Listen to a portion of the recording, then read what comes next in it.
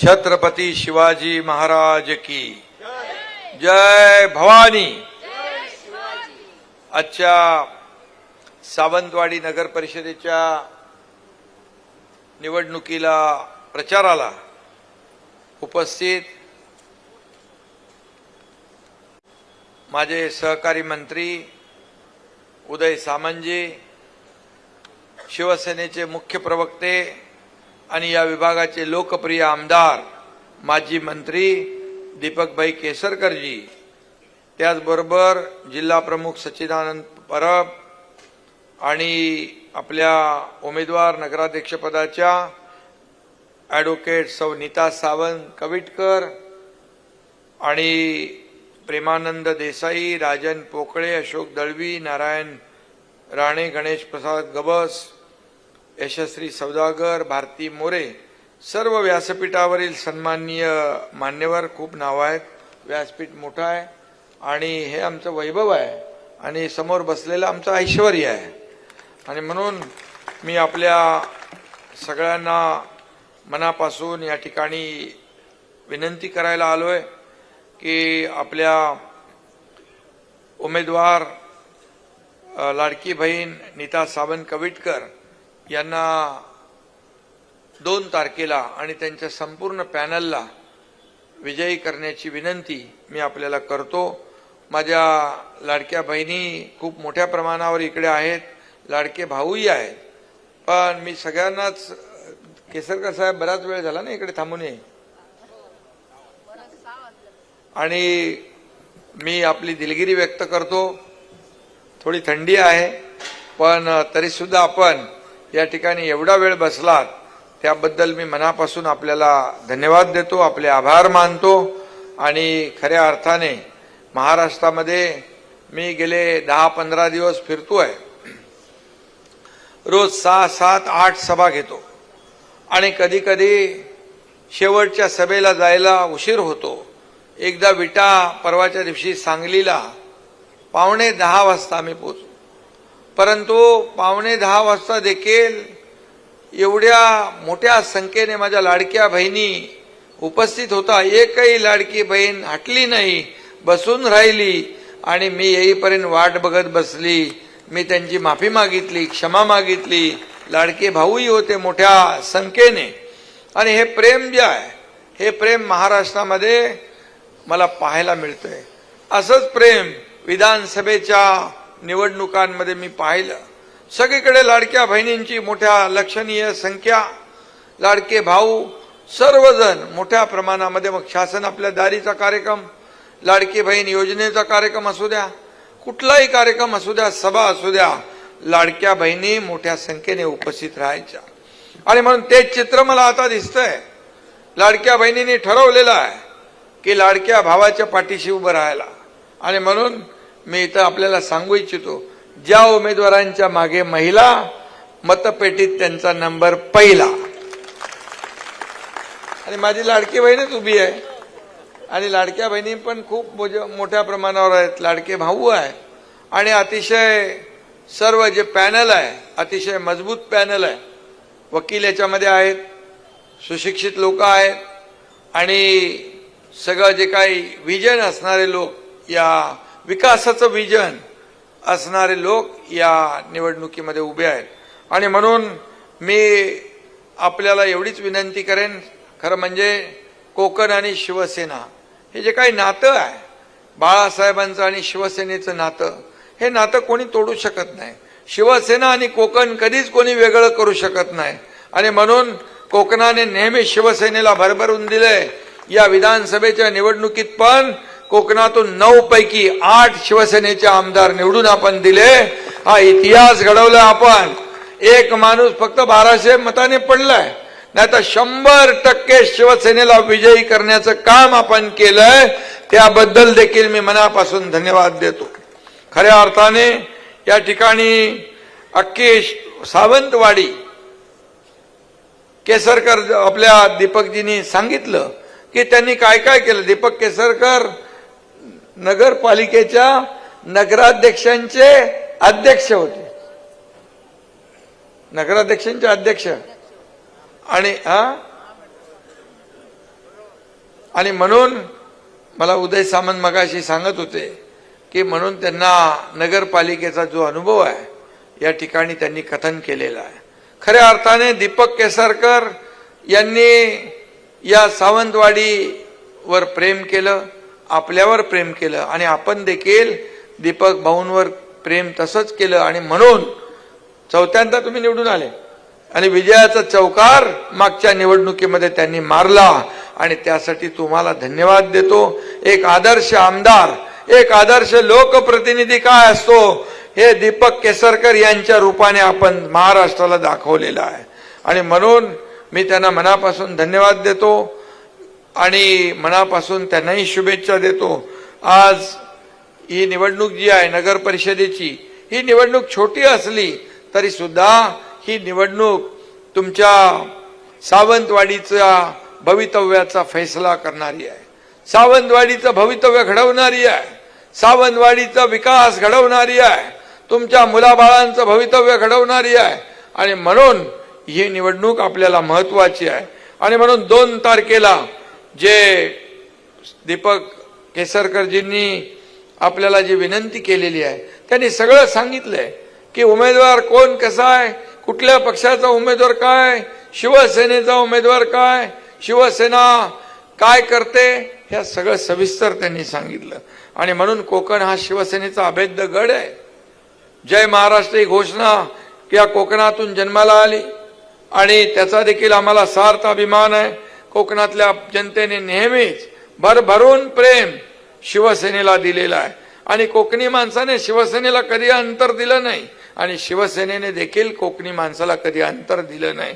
आणि म्हणून इथल्या लोकांनी, इथल्या जनतेने नेहमी भरभरून शिवसेनेला दिलंय. याचा जेवढे आभार मानायचे तेवढे कमी होतील.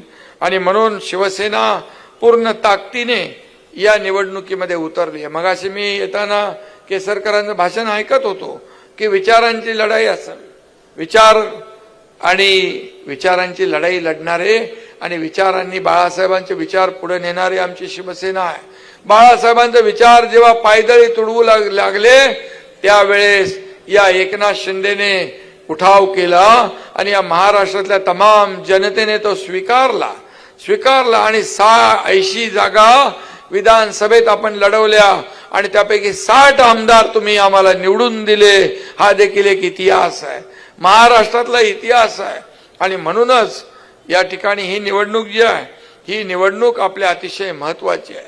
या लाडक्या बहीण योजनाच्या बद्दल केसरकरांनी सांगितलं.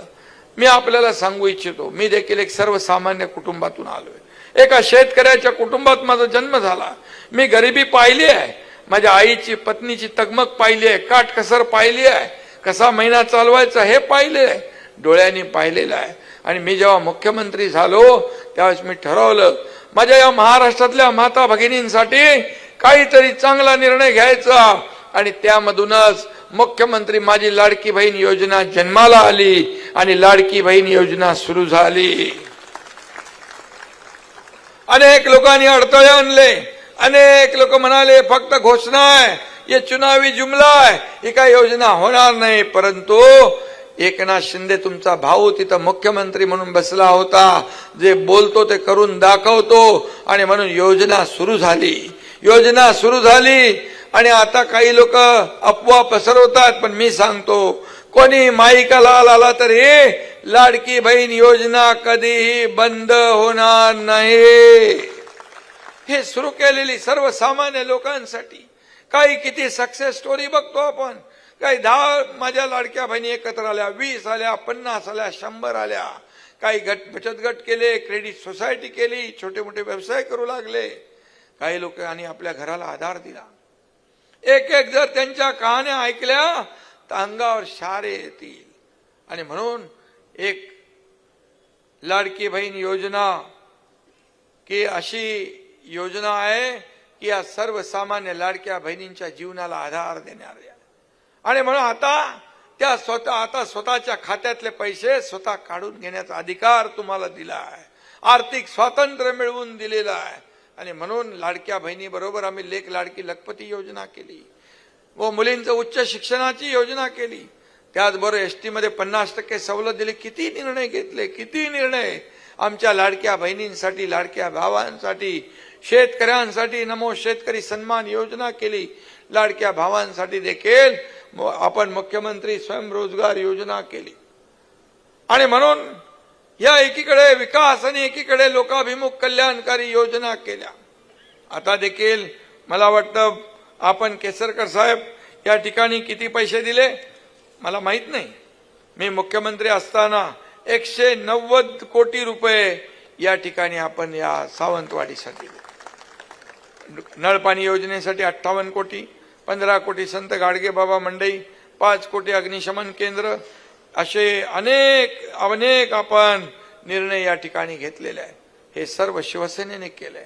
तुमच्या एकनाथ शिंदे मुख्यमंत्री असताना केलंय. केसरकर साहेब फक्त आणि फक्त या ठिकाणी या आपल्या सावंतवाडीच्या विकासासाठीच आपल्याकडे यायचे.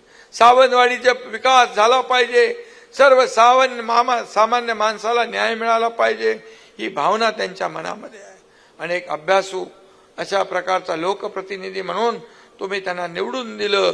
तुम्ही नशीबवान आहात की खऱ्या अर्थाने सावंतवाडीचा विकास करायचा असेल तर या ठिकाणी आपला शिवसेनेचा हक्काचा नगराध्यक्ष आपल्याला निवडून द्यावा लागेल.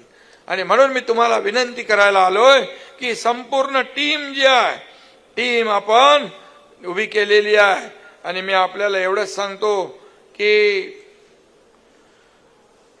आपली ही जनता जी आहे, कोकणातली माणसं साधीभोळी आहेत, परंतु एकदा काय त्यांनी निश्चय केला की ती मागे हटत नाहीत.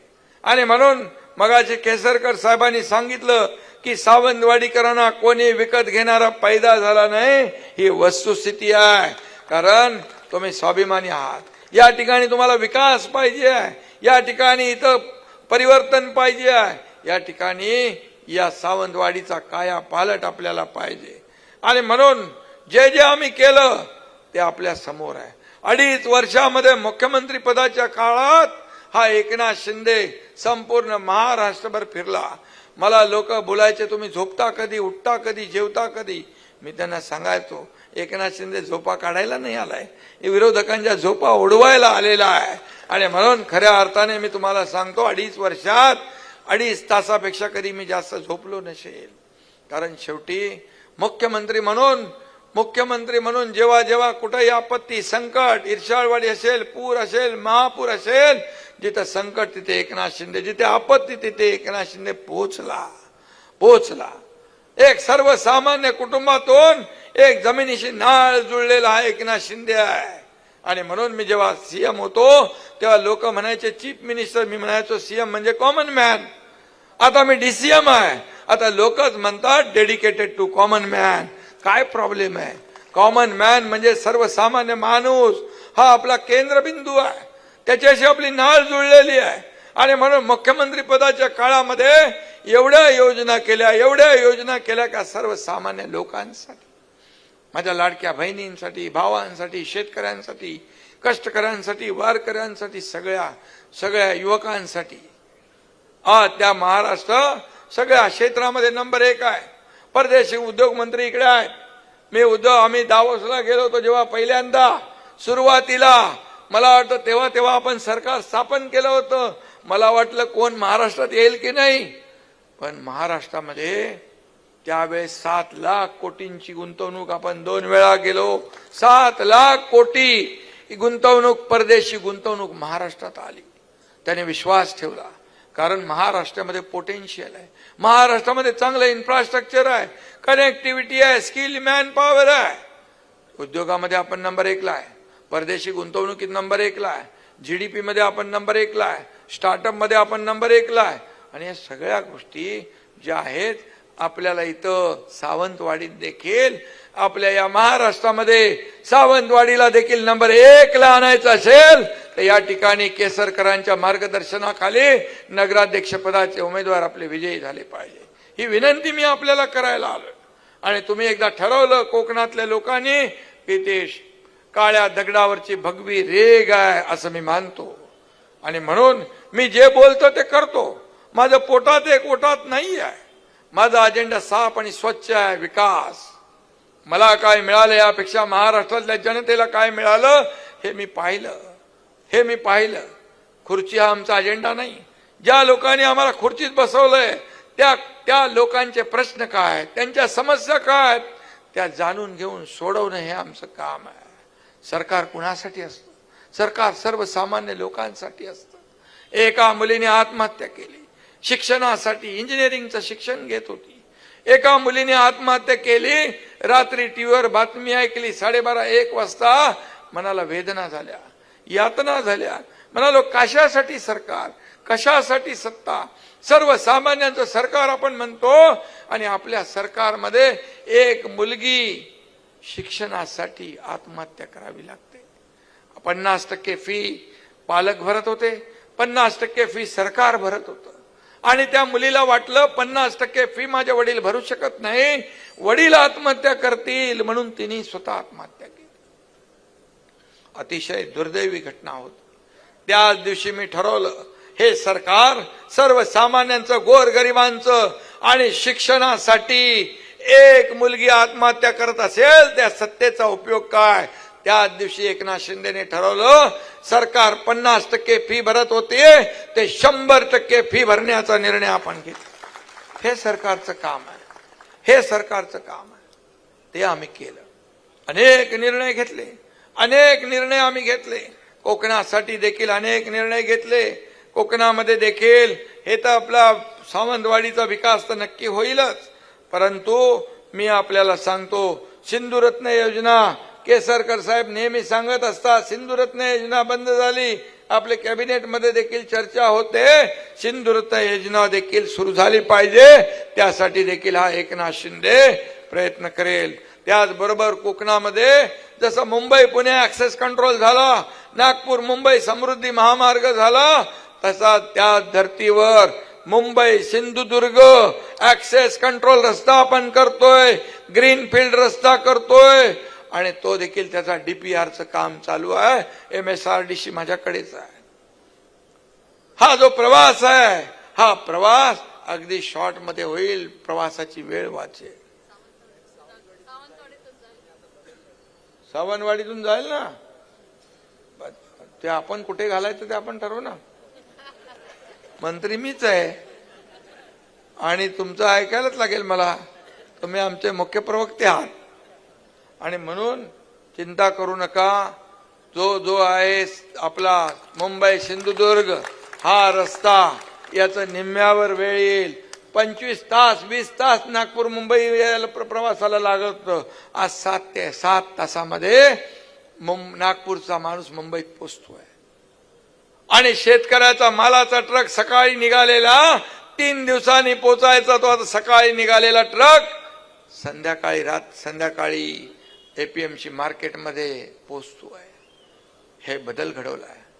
हा गेम चेंजर आहे आणि म्हणून तेच आपल्याला करायचंय. कोस्टलचा रोड सुरू आहे. आज जेवढे बीच आहेत ते सुशोभित होतील, पर्यटन वाढेल, पर्यटनाला चालना मिळेल. इथला तरुण नोकरीसाठी बाहेरच्या शहरात जाता कामा नये, ही भूमिका आपली आहे.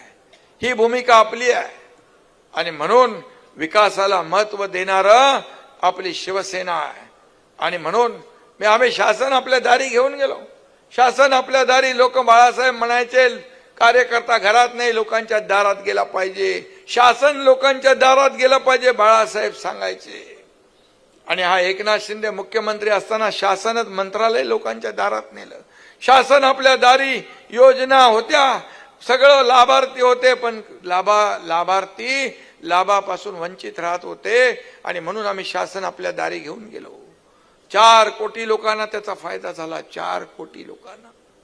आमच्या महिला भगिनी आपल्या स्वतःच्या तब्येतीकडे दुर्लक्ष करतात, म्हणून आरोग्य विभागाच्या माध्यमातून माता सुरक्षित तर परिवार कुटुंब सुरक्षित ही योजना केली. 4 कोटी 3 कोटी महिलांनी त्याच्यात लाभ घेतला. हे सरकारचं काम आहे, हे सरकार आहे. आणि म्हणून त्याचीच पुनरावृत्ती आपल्याला सावंतवाडीत करायची आहे.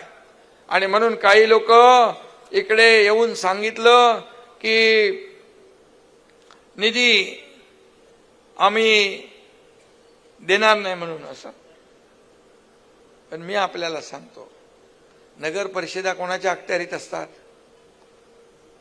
नगर विकासच्या. आणि नगर विकास मंत्री कोण आहे? एकनाथ शिंदे आहे तुमचा.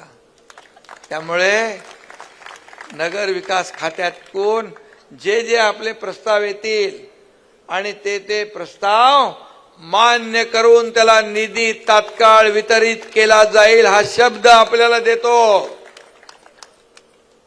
बोलतो ते मी करून दाखवतो. आपल्याला माहित आहे मोठी मोठी कामं केली आहेत मी. मोठे मोठे डॉक्टर नसलो तरी मोठे मोठे ऑपरेशन केलेत मी. माझा मुलगा डॉक्टर आहे, खासदार डॉक्टर श्रीकांत शिंदे. मी डॉक्टर नाही, पण हे सगळे साक्षीदार आहेत. काय आपल्याला कार्यक्रम करावे लागतात ते आपण करतो. आणि म्हणून एकच आपल्याला मी सांगायला आलोय, सावंतवाडीचा विकास हाच आपला ध्यास असला पाहिजे. आणि म्हणून येत्या 2 तारखेला मी आता किती पैसे दिले हे मी काय सांगत नाही. याच्यामध्ये बरेचसे कामं आपण सांगितलेली आहेत केसरकर साहेब.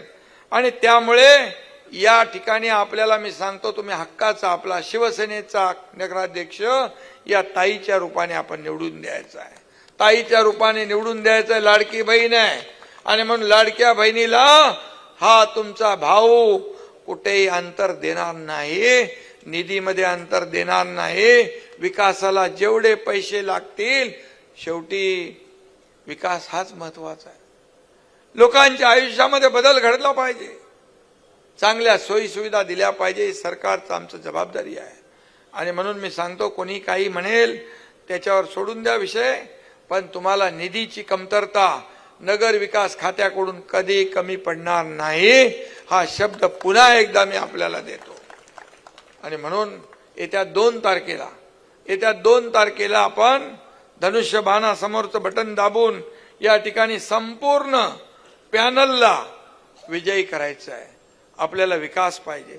तुमचं एकमत इतिहास घडवणार आहे. तुमचं एकमत 5 वर्षासाठी निर्णय घेणार आहे. आणि म्हणून मी जे सांगायला आलोय, विनंती करायला आलोय, ही संधी तुमच्या हातात आहे. तुमच्या मुलाबाळांचं भवितव्य तुम्हाला घडवायचं आहे. या शहराचा विकास घडवायचा आहे. आणि चांगले लोकप्रतिनिधी या आपल्या पॅनलमध्ये आहेत. आणि केसरकर साहेबांचं मार्गदर्शन तुम्हाला आहे. बाजूला आमचे उदय सामंत आहेत. ते जे काही त्यांना इथं करता येईल तेही करतील. आणि म्हणून एक अख्खी टीम, चांगली टीम, ज्याला विकासाचं विजन असलेली, जी विकासाची दूरदृष्टी असलेली, ही सगळी टीम आपल्याला शिवसेनेने दिलेली आहे. आणि म्हणून मला विश्वास आहे, मला खात्री आहे की तुम्ही एकदा निर्णय घेतला की निर्णय घेतला. आणि एवढ्या वेळ कोण बसतंय? या थंडीमध्ये कोणाला वेळ पडली आहे? कोण एकनाथ शिंदे? कोण आला आणि कोण गेला? परंतु मी आपल्या मनापासून आभारी आहे. तुमचे जेवढे आभार मानावे तेवढे थोडे आहेत. एवढ्या वेळ तुम्ही बसलात, याचा अर्थ तुम्ही निश्चय केलाय, तुम्ही संकल्प केलाय.